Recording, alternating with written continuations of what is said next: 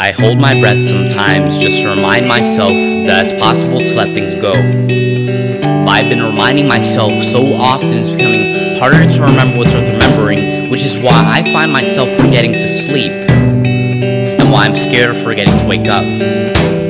When I finally come to consciousness, my body feels so sore. The worst thing of all is I wake up so angry, and I don't really know why. It seems like the American dream has got me sleepwalking. It seems like the American dream has got me sleepwalking. My soul aches, and now my reflection is starting to show it. You know, in the morning I go up to the mirror, I look at myself, and I wonder, is it worth ironing the creases in my shirt?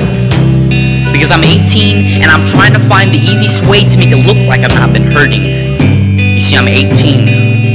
I'm old enough to know the difference between right and wrong, but young enough not to even care. I used to play hopscotch with chance, but I kept tripping over the lines and boundaries I once drew. I realized I was kissing the pavement more than my own mother. So I would wash my face and brush my teeth so at least my lies would smell like dentine. You see, I got so used to lying about how I got these bruises. I got so used to calling these scars birthmarks. People would ask, why would angels play hacky sack with unborn beauties? And I would ask, be there a higher being? Why would he create creations that would make eulogies of confusing things like me? You see, I ask, be there a God? Why am I burdened with this car cassette? I used to call a reflection addiction.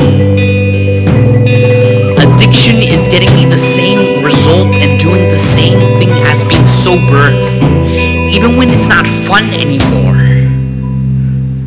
What is a king without a kingdom? A throne without a spine is just a stool. I'm starting to wonder if it's because my arms are too short that I'm losing grip on what I once loved, which is why when I hug, all I feel is my fingertips, and it feels like at the end of the day, I just end up holding myself alone.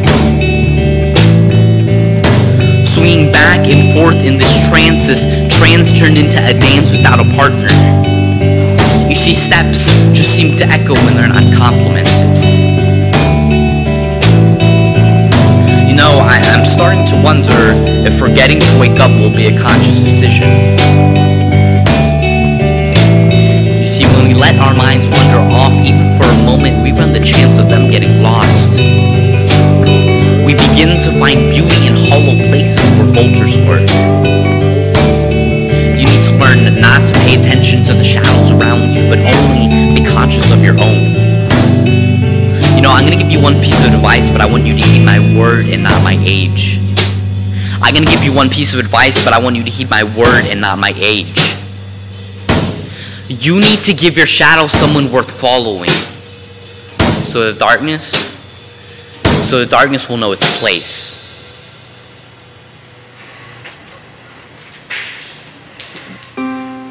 But of course, I'm not going to end the story like that. I mean, that's not me, that's not life, so let's be true to ourselves and to life. You know, I always thought it was interesting, whenever we come out of the womb at birth, we come out crying. Our life begins in tears, but how it ends, now that is a completely different story, my dear. So, I may not know you, but I can tell you a lot about yourself. For instance, your life did not begin in a room. It began when angels picked up brooms and commenced preparing the place where you will begin to change the world. Alright, now I'm just getting started. You tend to think about what was rather than what will be. Did you know that when you speak, mountains move? I mean, that's mainly because tectonic plate shifts or something like that, but I mean, it's cool to say that happens at the same time, right? I mean, it is. But in all seriousness, I understand the rush. I understand the fuss when at life at times you want to throw your hands in the air and give up. But I'm telling you not to. Because surprises are prized when we do not see them eye to eye. Now, I can't reveal your future right now, but you'll come to see soon enough that what's in store is so worth waiting for.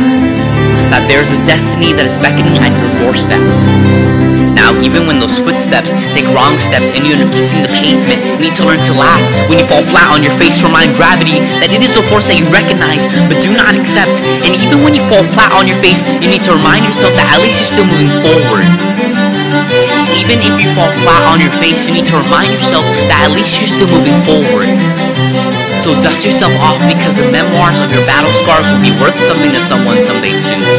And that is a promise from me to you. So just wait for the moon to set, because a new day has yet to come. And one day when you have a daughter or son and they poke at your scars and ask if it hurt, you'll tell them, of course it hurt. But that pain was not enough to keep me away from seeing your face. What you call a carcass, I call a manifesto that makes Picasso look like a toddler coloring inside the lines. I don't think you understand how precious I see you. You really don't. Your laughter is like fireworks in the eardrums of loved ones. Your smile is like a good suit to a funeral of the old you. You have got to stop looking for light at the end of the tunnel and find God in the darkness. I don't think you understand how it doesn't break, but it shatters my heart to see you in pain. So please, bear with me, share with me, care with me, love with me this earth, because you and I now see it for the beauty that it's worth. So what do you say? Just take my hand, hold it tight, and let's begin to change the world.